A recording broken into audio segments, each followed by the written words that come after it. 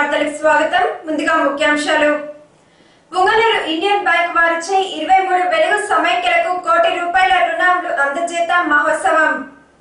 Punganur bypass road మద్యం దుకాణాలను వెంటనే అక్కడి నుండి తొలగించాలని విద్యా సంస్థల విద్యార్థుల వెల్లడి. శుభారం డిగ్రీ కళాశాలలో మొదటి సంవత్సర విద్యార్థులకు ఎన్సీసీ శిక్షణకై ఎంపిక. వార్తల్లోని వివరాలు. పుంగనూరు పురపాలక సంఘ పరిధిలోని బైపాస్ రోడ్డులో కళాశాలల, పాఠశాలల, గృహ నివాసాల ప్రాంతంలో ఏర్పాటు చేసిన వరుస మద్యం దుకాణాలను వెంటనే అక్కడి నుండి తరలించాలని విద్యార్థులు, ఆ ప్రాంత ప్రజలు డిమాండ్ చేస్తూ బుధవారం ఎన్టీఆర్ సర్కిల్లో నిరసన తెలుపుతూ నిర్వహించారు. ఈ సందర్భంగా పుంగనూరు నియోజకవర్గ టీడీపీ నాయకుడు నూతన కాల్వ శ్రీనాథ్ రెడ్డి మాట్లాడుతూ విద్యా సంస్థలకు, గృహ నివాసాలకు దూరంగా మద్యం దుకాణాలు ఏర్పాటు చేసుకోవాలని, ఎక్సైజ్ శాఖ చట్టంలోనే ఉన్న చట్ట విరుద్ధంగా బైపాస్ రోడ్డులో వరుసగా మద్యం దుకాణాలు ఏర్పాటు చేయడం సబదు కాదన్నారు.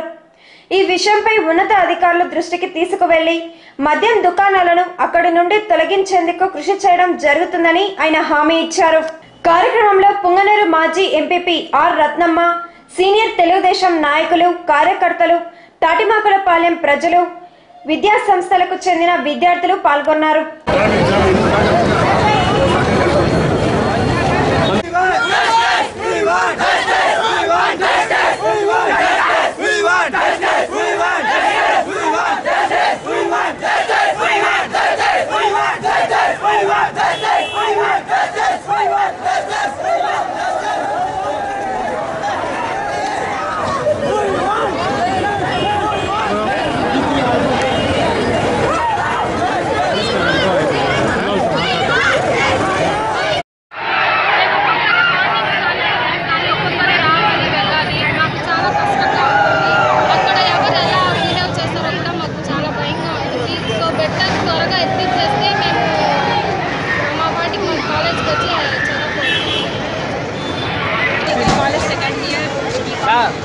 మాకు చాలా ఇబ్బందిగా ఉంది. మార్నింగ్ టైమ్స్ రావాలంటే కాలేజ్లో వీళ్ళల్లో కాలేజ్ కూడా పంపివ్వము అంటున్నారు. ఆ ఇబ్బంది కోసం సో మీరు ఎంత త్వరగా చూసాను ఆ వైన్ షాప్లు ఎట్లయ్యాలని అందరికీ నమస్కారం. ఈ మధ్యనే పుంగనూరు బైపాస్ రోడ్డుకు సంబంధించి ఒక్కో చోటనే దాదాపు 6-7 బ్రాందీ షాపులు సుప్రీంకోర్టు ఆర్డర్ ఏమంటే 500 మీటర్ల దూరంలో నేషనల్ హైవేకి పెట్టమని ఒక ఆర్డర్ ఉంది. కాకపోతే ఆ ఆర్డర్ని బేస్ చేసుకొని ఇక్కడ అన్నీ ఒకే బైపాస్ రోడ్లో పెట్టడంతో అక్కడ ఎక్కువగా కూడా విద్యార్థులు జాగాది, కాలేజీలు ఉన్నాయి, స్కూళ్ళు ఉన్నాయి. అదేవిధంగా కూడా ఊళ్ళంతా కూడా దారిలో ఉన్నాయి, కోర్టు ఉంది, హాస్పిటల్కి వెళ్ళే వాళ్ళంతా కూడా బైపాస్ రోడ్లో వెళ్తారు. రెసిడెన్షియల్ ఏరియా పూర్తిగా కూడా విద్యార్థులు ఎక్కువగా అక్కడ ఉన్నారు కాబట్టి వారికి ఇక్కడ బ్రాండీ షాపులు ఒకే చోట రావడంతో ఒక అట్మాస్ఫియరే చెడిపోయింది. బైపాస్ అట్మాస్ఫియర్ అక్కడ పూర్తిగా కూడా అక్కడ బ్రాండీ షాపులు రావడంతో అక్కడ వచ్చేటువంటి బ్రాండీ షాపులకు వచ్చేటువంటి ప్రజలు, ఈ తాగడానికి వచ్చే వాళ్ళంతా కూడా తాగిన తర్వాత వాళ్ళకి కంట్రోల్ ఉండదు కాబట్టి వాళ్ళు ఏదైనా అగత్యాలు చేసినా మరి వాళ్ళు చేసే కార్యక్రమాలతో అక్కడ ఉన్నటువంటి ముఖ్యంగా కూడా విద్యార్థులకు, అమ్మాయిలకు చాలా ఇబ్బందికరమైనటువంటి పరిస్థితి ఉంది. కాబట్టి మేము అధికారం పక్షంలో ఉన్నా కూడా ఇది చంద్రబాబు నాయుడు నిర్ణయం చూశారు. పూర్తిగా కూడా రాష్ట్రమంతా కూడా ఈ బెల్ట్ షాపులు రద్దు చేయమని, ఎవరైనా బెల్ట్ షాపులు నడిపితే కూడా తీవ్రమైన చర్యలు తీసుకుంటామని కూడా ఆయన నిన్న కేబినెట్ మీటింగ్లో చెప్పడం జరిగింది. ఆయన పూర్తిగా కూడా ఈ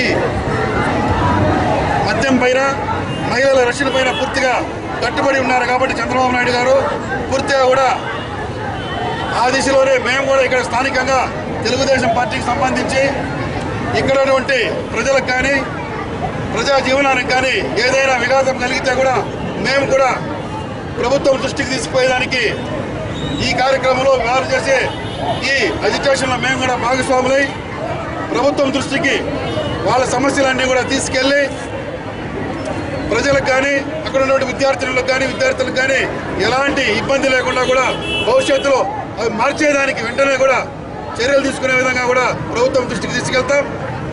ఎందుకంటే వాళ్ళు కన్వీనియంట్గా ఉంటుందని బైపాస్ రోడ్డుకి పెట్టారు. వాళ్ళు ఎక్కడైనా కూడా పెట్టుకోవచ్చు, దూరంగా కూడా పెట్టి నడుపుకోవచ్చు. తాగేవాడు ఎక్కడికైనా పోతాడు కాబట్టి ఇక్కడ వాళ్ళు మూల ముడుకోపోయి ఉంటే ఎవరికి ఇబ్బంది ఉండదు. ఇక్కడ పెట్టి అందరికీ అసౌకర్యం కలిగిస్తున్నారు కాబట్టి ఇది మేము కూడా తీవ్రంగా ఖండిస్తున్నాం. తొందరలోనే చంద్రబాబు నాయుడు గారు ఏమి ఈ బైపాస్ రోడ్లోనే పెట్టమని ఎవరికి ఆర్డర్ వేయలేదు.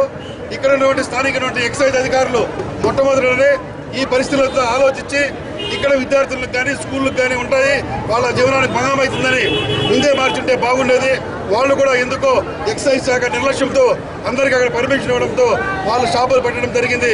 కాబట్టి వాళ్ళు కూడా తొందరలో చర్యలు తీసుకొని ఈ షాపులంతా షిఫ్ట్ చేయడానికి దూరంగా ప్రజా జీవనానికి అడ్డం లేకుండా ఉండే విధంగా కూడా ఇక్కడ చౌడేపల్లి రోడ్లో కూడా మధ్యలో రెసిడెన్షియల్ ఏరియాలో పెడతారు. అక్కడ కూడా మహిళలంతా కూడా ధర్నా చేయడం జరుగుతుంది. నిన్న కూడా చూసాం.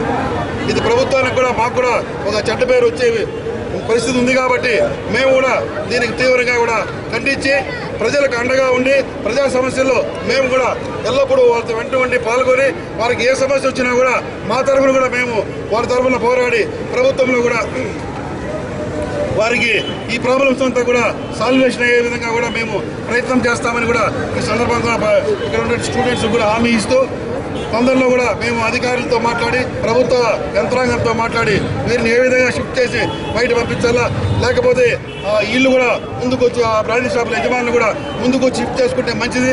లేకపోతే భవిష్యత్తులో మేము కూడా నేరుగా చర్యలు తీసుకొని మీ షాపులకు వచ్చి మేమే బలవంతంగా ఊహించాల్సి వస్తుంది కూడా ఈ సందర్భంగా కూడా వారికి కూడా తెలియజేస్తూ అందరూ సహకరించి ఈ పొంగనూరు పట్టణానికి ఉండేటువంటి మంచి పేరుని పోగొట్టద్దని కూడా ఈ సందర్భంగా తెలియజేస్తూ ఈ కార్యక్రమానికి విద్యార్థులంతా కూడా వచ్చారు. నాయకులు తెలుగుదేశం పార్టీ నుంచి రత్నపారం వెంకటరామన్ యాదవ్, కౌన్సిలర్ చంద్ర, మాజీ సర్పంచులంతా కూడా వచ్చారు. ఈ మద్దతుగా కూడా ప్రజలంతా కూడా మద్దతు ప్రకటించారు.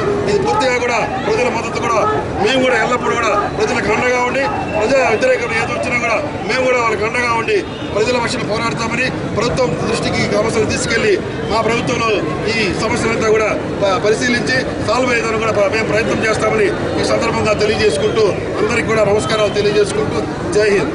పుంగనూరు వెలుగు కార్యాలయంలో బుధవారం 23 వెలుగు గ్రూపుల స్వయం సహాయక సంఘాల మహోత్సవం ₹1,00,00,000తో ప్రారంభించారు.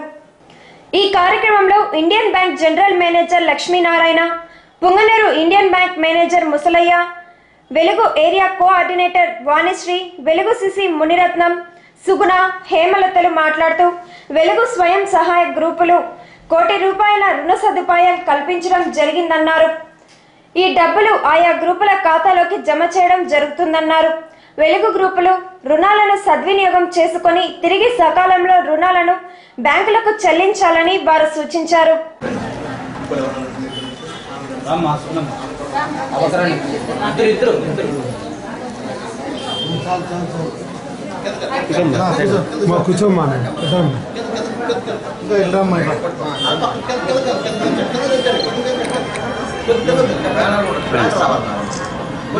సరే సార్ కొంచెం క్లోజ్ ఇట్లా రండి సార్, ఇంకా క్లోజ్ సార్.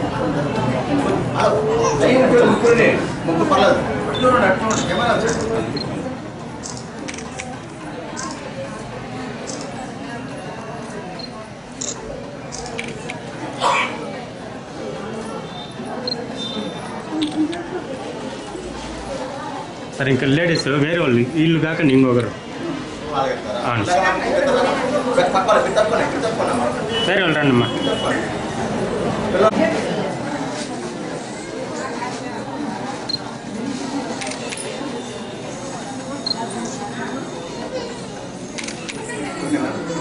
ఎప్పుడు అట్లే ఎన్నో సంవత్సరాలుగా పనిచేశారు. ఇండియన్ బ్యాంక్ గిరింపేట కానీ అలాగే ఇతర బ్యాంకుల్లో కూడా వర్క్ పరంగా మాత్రము చాలా స్ట్రిక్ట్గా ఉంటారు.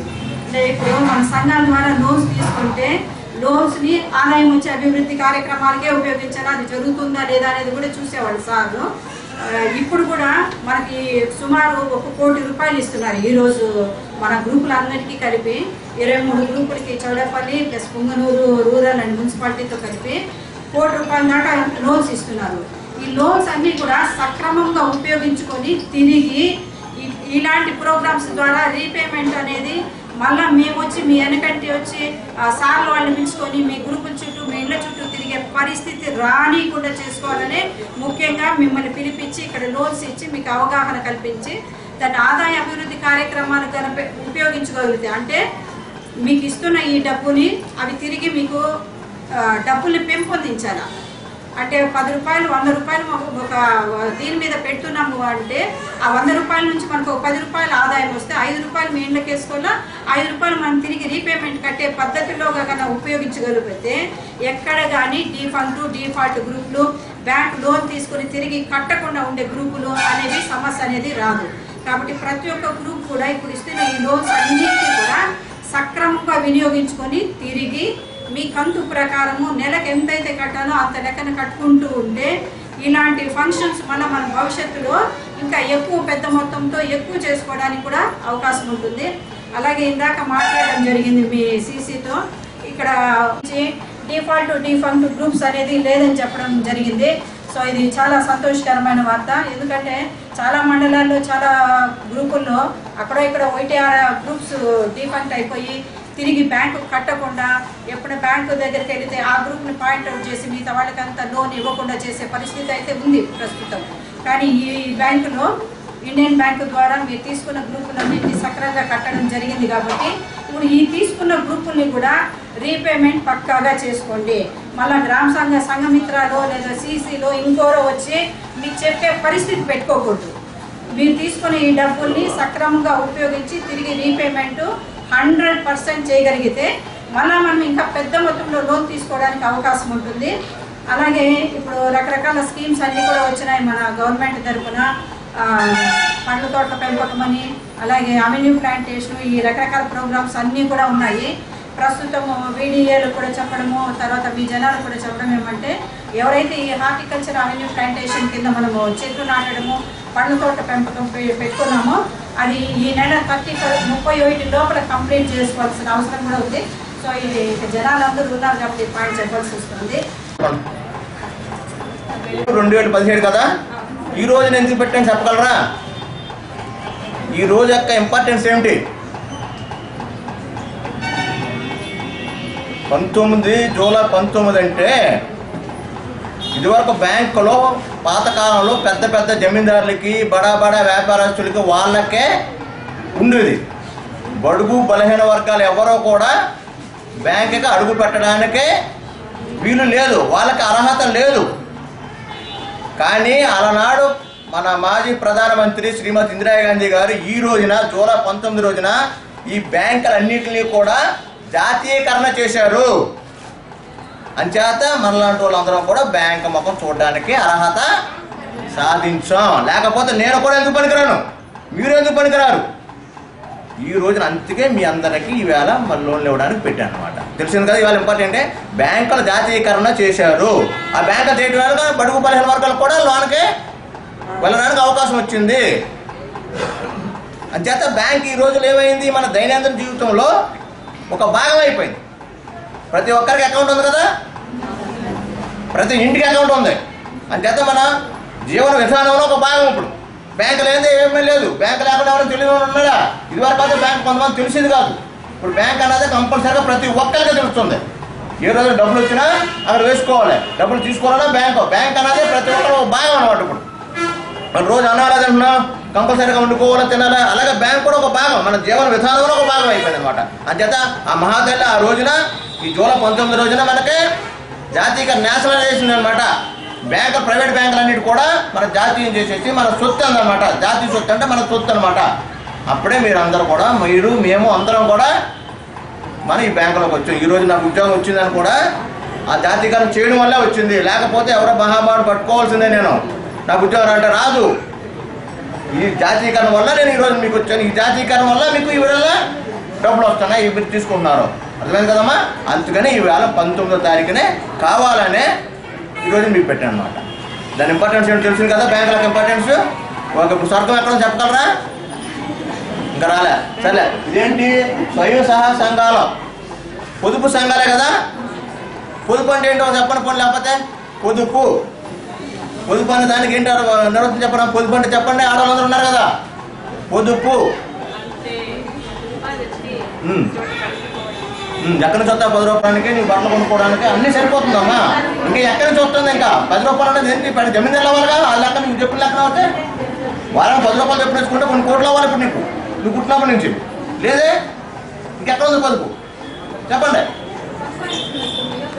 సంపాదించిన దాంట్లో ఆ నిలబెట్టడానికి ఎక్కడి నుంచి వస్తుందమ్మా? ఈ రోజు ఇంకా నిలబెట్టలేదు నువ్వు, ఇంకా తినడానికి సరిపోతుంది, ఇంట్లో పండుగ సరిపోతుంది, అన్నీ సరిపోతున్నాయి.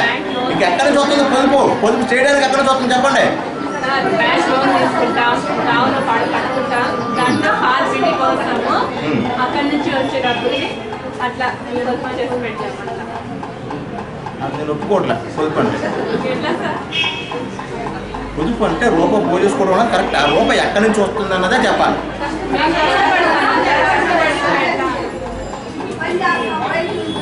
మీకు అంత నిలబడుతుందమ్మా? పొదుపు ఎక్కడ నిద్రవుతున్నారా? పొదుపు గురించి పొదుపు సంఘాలు మీ అన్నీ పొదుపు ఎక్కడి నుంచి వస్తుందని క్లియర్గా అడుగుతున్నాను. పొదుపు ఎక్కడి నుంచి అంటే తీసుకోవడం, 10 రూపాయలు వెనక పెట్టుకోవడం, 10 రూపాయలు తీసుకెళ్ళి బ్యాంకులో వేసుకోవడం, మళ్ళీ అసలు తీసుకుంటే అది అంటున్నారు. ఆ విధంగా కాదు పొదుపు. ఖర్చు తగ్గించుకోవడమే పొదుపు. ఖర్చు అంటే ఏంటి? అన్నం తినకుండా అన్నం తింటాం ఖర్చే కదా, అది తగ్గించలేం కదా.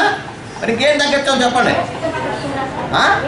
అదే ఆ వేస్ట్ ఏంటో చెప్పాము ఇప్పుడు చెప్పాలి. అదే వేస్ట్ అన్నీ ఉన్నాయి.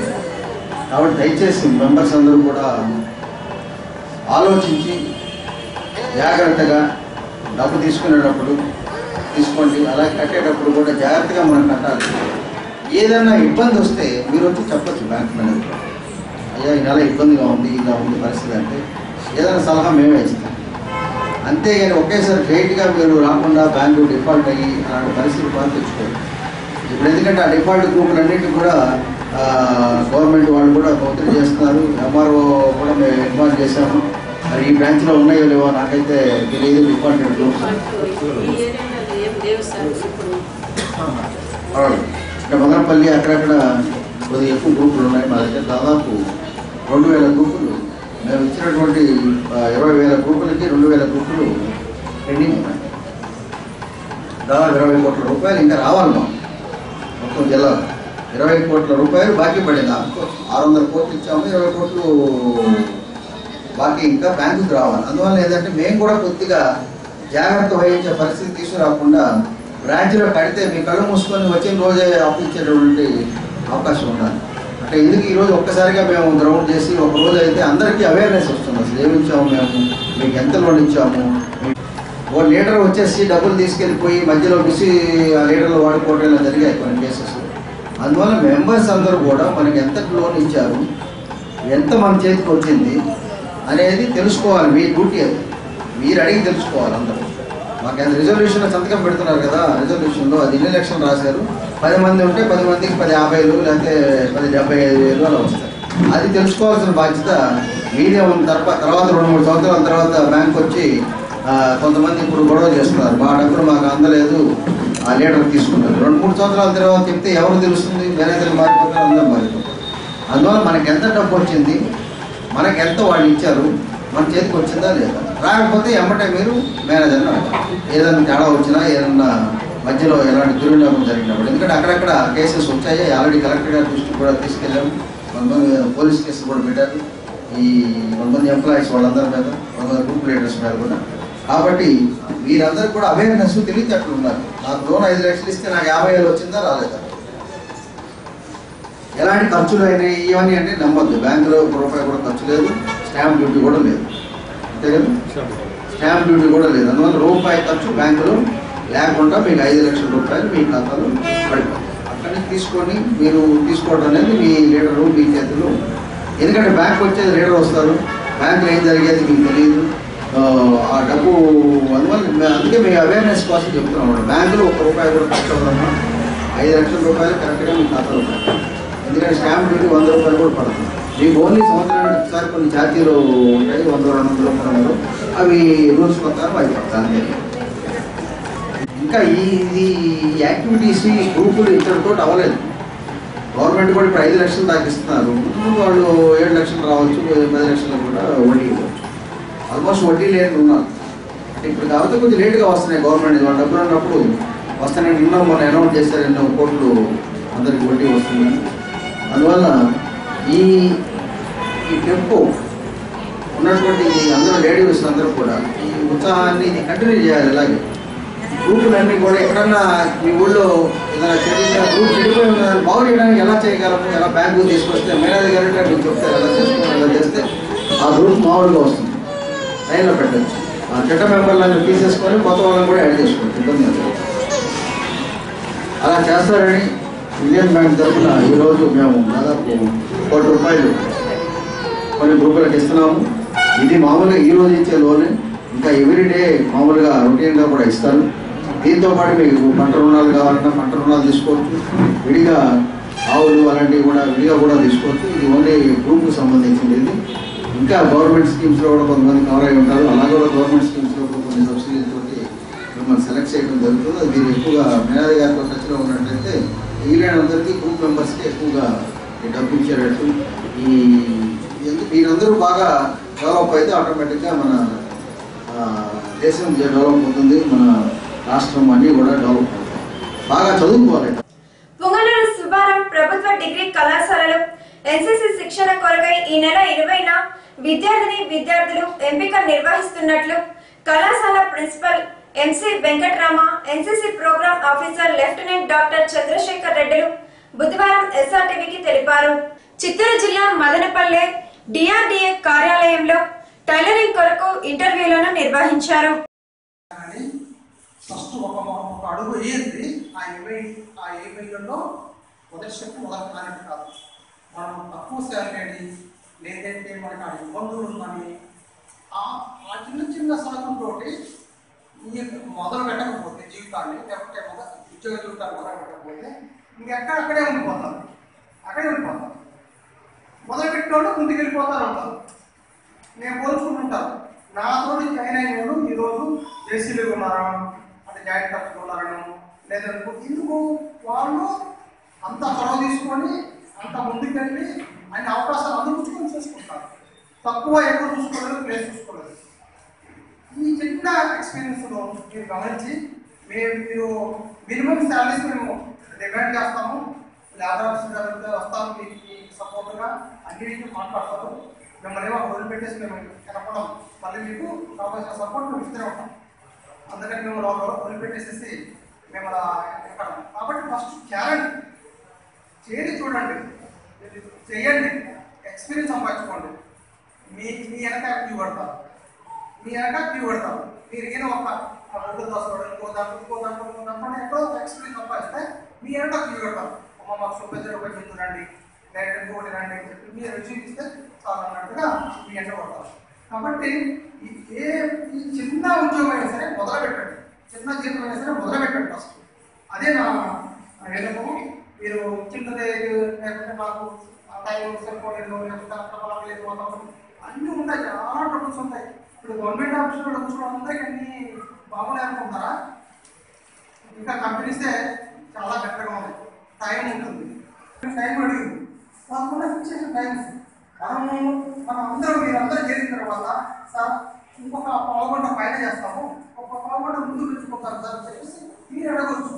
అప్పుడు కంపెనీ మీరు రిలేషన్షిప్ చేసుకొని అపాయింట్మెంట్ టైము వాళ్ళ పాలసీ కలిపి క్వశ్చన్ చేసుకుంటూ కూర్చుంటే మనం ఎక్కడే ఉంటాం. దయచేసి అందరూ కాదండి. ఎండిఓ గారు కూడా అప్పుడప్పుడు విజిట్ చేస్తుంటారు, మా ఏటీఎం గారు ఎండిఓ గారు కూడా విజిట్ చేస్తారు. మేము వస్తాము, అప్పుడున్న సర్వీస్ ప్రాబ్లమ్స్ ఏమైతే మీకు చేస్తాం. ఏంటి సార్ ఖచ్చితంగా మేము దాన్ని నాకు అర్థించాలి. మీరు విధంగా థ్యాంక్ యూ. వార్తలు ముగించే ముందు ముఖ్యాంశాలు మరోసారి. నమస్కారం, ఎస్ఆర్టీవీ వార్తలకు స్వాగతం. ముందుగా ముఖ్యాంశాలు. పుంగనూరు ఇండియన్ బ్యాంక్ వారిచే 23 వెలుగు సమైక్యలకు ₹1 కోటి రుణాలు అందజేత మహోత్సవం. పుంగనూరు బైపాస్ రోడ్డు మద్యం దుకాణాలను వెంటనే అక్కడి నుండి తొలగించాలని విద్యా సంస్థల విద్యార్థుల వెల్లడి. సుబ్బారావు డిగ్రీ కళాశాలలో మొదటి సంవత్సర విద్యార్థులకు ఎన్సీసీ శిక్షణకై ఎంపిక. ఇంతటితో వార్తలు సమాప్తం. తిరిగి ఎస్ఆర్టీవీ వార్తలతో మళ్ళీ కలుసుకుందాం. అంతవరకు సెలవు. నమస్కారం.